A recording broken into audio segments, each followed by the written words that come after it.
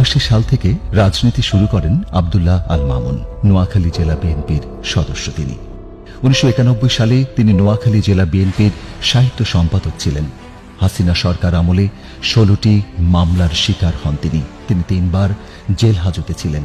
2023 সালের 28 অক্টোবর তিনি বিএনপির পার্টি অফিসের সামনে থেকে গ্রেফতার হন। বর্তমানে তিনি সেনবাগ ও সোনাইমুড়ির অংশের বিএনপির চেয়ারপারসনের উপদেষ্টা জয়নাল আবেদিন ফারুকের সাথে রাজনীতি করছেন। আমরা যার নেতৃত্বে সেনবাগে রাজনীতি করি, জনাব ফারুক, 1991 সাল থেকে উনি ধারাবাহিকভাবে জনাব তারেক রহমান এবং দেশ নেত্রী বেগম খালেদা জিয়ার উনি বিশ্বস্ত একজন নেতা হিসেবে এই সেনবাগকে নেতৃত্ব দিয়ে আসছেন। শুধু সেনবাগ নয়, সারা বাংলাদেশে ওনার মাঠ পর্যায়ে রাজনীতিতে উনি যত নির্যাতিত হয়েছেন, বাংলাদেশে আর কোনো নেতা এইভাবে নির্যাতিত হয়েছেন কিনা আমাদের জানা নেই। উনি পুলিশি নির্যাতন থেকে শুরু হারুন, আপনারা জানেন, সে ডিবি হারুন এবং বিপ্লবরা ওনাকে সংসদের সামনে উনি চিফ হুইপ থাকাকালীন সময় ওনাকে যেভাবে নির্যাতন করেছে সারা বিশ্ব সেটা দেখতে পেয়েছে।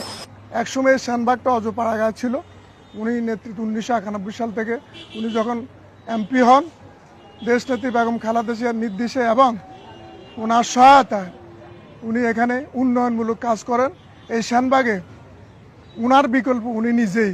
এখানে উনি যেভাবে উন্নয়ন কাজ করেছেন, অতীতে কোনো এমপি এভাবে এখানে উন্নয়ন কাজ করেননি। সেনবাগের আপামর জনগণ ওনাকে চায় এবং ওনার মতো জনপ্রিয় নেতা আমাদের সেনবাগে বিরল।